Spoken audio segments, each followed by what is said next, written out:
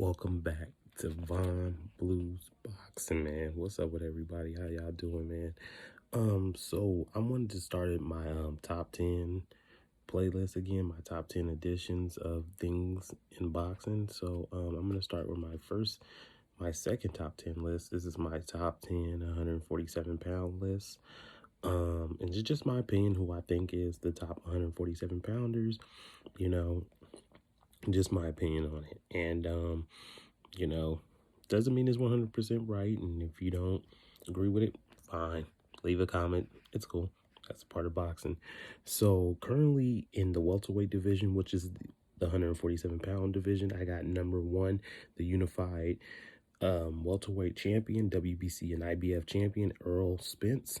At number two, I got Terrence Crawford, the WBO champion.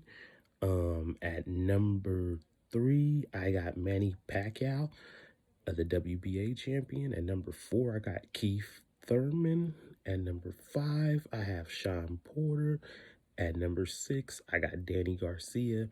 At number seven, I have Udonius Ugas. At number eight, I got Jamal James. At nine, I got Sergey Lipinets. And at number 10, I got Virgil Ortiz. And I have two fighters that's looking from the outside. Boots Ennis, and I know this is going to be a controversial one, but I'm just going to say it. It's going to be funny. I know this is going to be a controversial one. Josecito Lopez.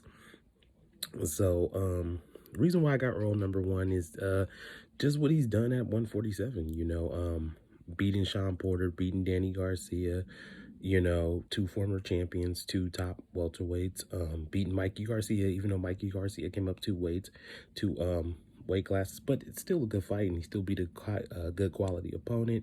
And especially after coming off this car accident and beating Danny Garcia the way he did, I just got Earl Spence right now, number one. So that was, and I took Terrence Crawford for number two, even though Bud is an excellent, it's not his fault that he hasn't been able to get the top welterweights in the division.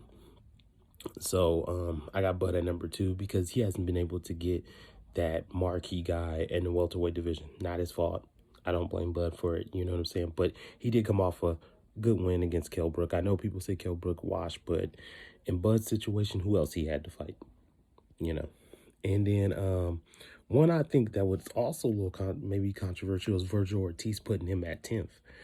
Reason why I got Virgil at 10th is because Virgil was moving at a breakneck pace in a welterweight division for a young fighter. He's already, he's fought some guys maybe that was a little passive, but those are good, good matchups for a young fighter like him. So I think Virgil has really high level potential, but it's to be seen. So I got him number 10, and yeah. And I just still got Danny Garcia at 6. I still think Danny Garcia can compete with every welterweight in the division.